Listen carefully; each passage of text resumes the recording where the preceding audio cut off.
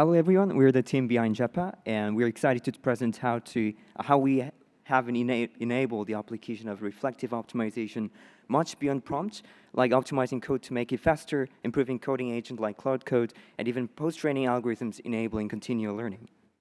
In our previous work, we proposed GEPA, which showed that you can actually do reinforcement learning in text space. Our idea there was to perform reflective optimization in prompt space. We found that the execution of an agent can produce a lot of useful information, and it turns out that LLMs can reflect on those environment feedback and produce a new generalizable prompt with lots of insights to improve itself. This kind of optimization in the prompt space enabled very simple, efficient learning, outperforming leading RL methods like GRPO. Now, let's take a step back. Our world is full of text artifacts. All code we write, all plans we make are all expressed in text. So we ask, can we extend an algorithm like GEPA beyond prompts to any text? We realized that GEPA is part of a broader wave of optimization techniques using LLMs as intelligent proposers. Even when a function is non-differentiable, LLMs can use actionable side information about the domain as a gradient to propose meaningful improvements. For example, one could optimize a CUDA kernel by providing a compiler and profiler output and then letting an LLM reason about what changes would make it faster. So our goal here was to provide a way to decouple how users specify their problem from the way it is solved. This is similar to what DSPy did for agent development, allowing users to declare what they want and let an automated optimizer find the best configuration of the agent. We identified that the most important user-facing contract for any optimization algorithm is an interface to flexibly provide domain-specific information and feedback to the optimization algorithm. And we proposed the concept of actionable side information, which can consist of stack traces, profiler outputs, tool errors, and even rendered image outputs. Towards this goal, we introduced Optimize Anything, which is a universal API allowing a user to specify their problems as a text optimization problem through an evaluator that can return any complex domain-specific information. Once the problem has been defined, any state-of-the-art optimization algorithm, for example, like GEPA, can be applied to the problem. A broad class of problems, including code optimization, numeric optimization, agent architecture discovery, and even policy discovery can be framed as a text optimization problem and then solved via Optimize Anything. So this API is a front end that can route to any leading optimization algorithm like AlphaEvolve, ShinkaEvolve, GEPA, and SkyDiscover algorithms. And our API is very simple. The user has to just define their problem through an evaluator function that returns a score and text feedback. And that's it. Our API takes over, and optimization algorithms in the backend solve the problem for you. Now, let's take a look at how such an optimizer actually works. Here is the GEPA algorithm. It maintains a pool of candidate prompts, where in each round, it selects a Pareto prompt, runs it to collect traces, along with environment feedback, including any error messages, have an LLM reflect on those traces to produce a new candidate prompt, and add it to the pool, and repeat this process. We can simply substitute the pool of candidate prompts with a pool of open-ended text artifacts that can include things like code, and then it can suddenly optimize anything. Let's look at what this can achieve. Let's say you want to generate a 3D scene consisting of a beautiful unicorn. All you need to do is write this piece of code where the evaluator calls a VLM as a judge to return how good the render scene looks. And with that, an optimizer in the backend can take it and run the optimization. On the left is what Claude Opus 4.6 generated, given the same question. And when you optimize it with Optimize Anything, the optimization backend here being GEPA, we can see a beautiful unicorn.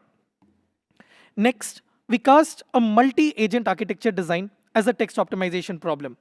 Starting from a simple chain of thought agent, Optimize Anything with GEPA is able to discover a 6-step agent architecture that boosts Gemini 3 Flash's performance from 32.5% to 89.5%, an almost 3x jump. You can also go and run this example yourself by going to the Collab notebook in the QR code. It similarly boosts GPT 4.1 Nano's performance by over 20% on the math dataset, where it started from, again, a very simple chain of thought agent and discovered a 2-step agent that was able to return the answer in the correct formats. Here are some more results. Specifically, we were able to find a cloud scheduling policy using Optimize Anything that could cut costs by as much as 40% compared to baseline. And this is on cloud scheduling. We also ran this for numerical optimization, where we compared against the black box optimizer Optina. And we were able to beat it 7 out of 10 times among various hard problems. I want to now dive into a very specific use case. The same system can actually be used to optimize agent skills. All you have to say is learn a skill given these trajectories. Even with a very simple mini SWE agent with GPT-5 mini being run by the evaluator, we can see that Optimize Anything achieves up to 3x higher performance with automatically discovered skills. But more interestingly, the same skills that were discovered on a cheap to run agent directly works for improving Claude code with Sonnet's performance. And this is Sonnet 4.5, up to 100% accuracy, while cutting its execution time in half. So it is like we discovered skills on a very simple agent, and those were transferable to the state-of-the-art systems that we currently use on a daily basis. Broadly, we identified that there can be 3 problem types where text optimization could be applicable. And Optimize Anything supports each. Specifically, we support multitask optimization, where let's say you have multiple problems that each share a structure. For example, if you have a single hardware architecture and you want to accelerate, let's say, 10 different algorithms like convolution and matrix multiplication and dot product on that particular hardware, each of these problems are such that they share some, like if you find some insight that works for problem 1, there is a high chance it could also, like for example, a memory layout might also transfer to how you accelerate algorithm 2. Then multitask search can enable the optimizer to leverage such insights in the discovery for problem 1, for problem 2, and so on. So far, we have been looking at everything being in the agent harness space or text space. But we asked the question, can we train better models using this? Well, we have been focusing on agentic context optimization, which enables learning from rich feedback.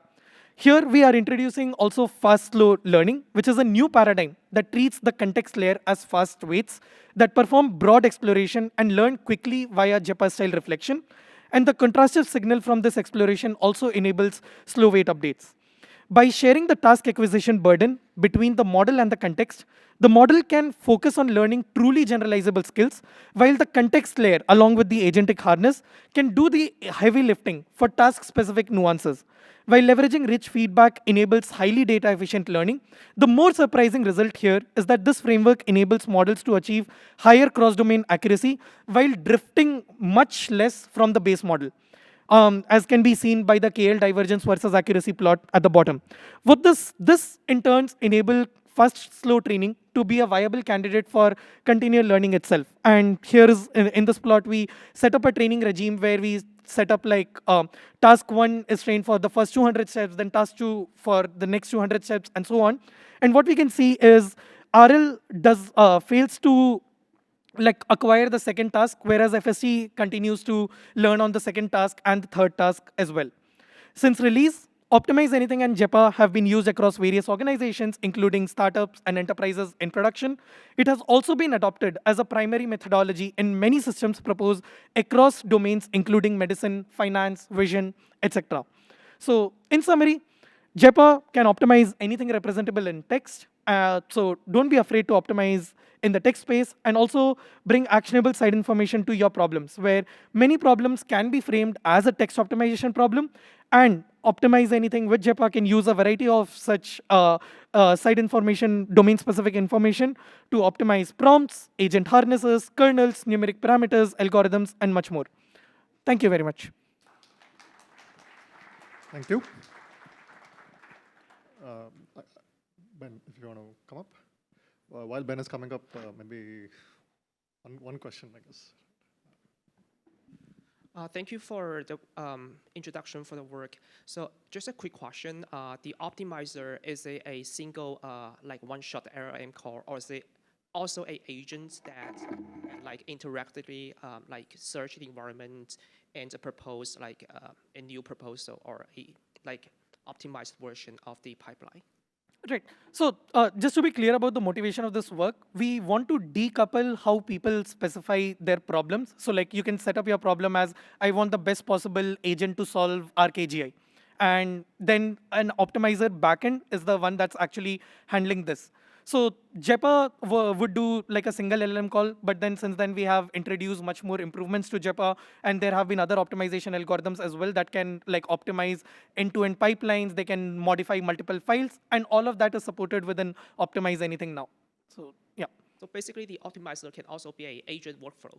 Correct, correct. The optimizer can 100% be an agent workflow. And that's like all of those backends are supported, like including using Cloud Code as a backend agent is also supported in the website. There are links I can talk offline about it. Yeah.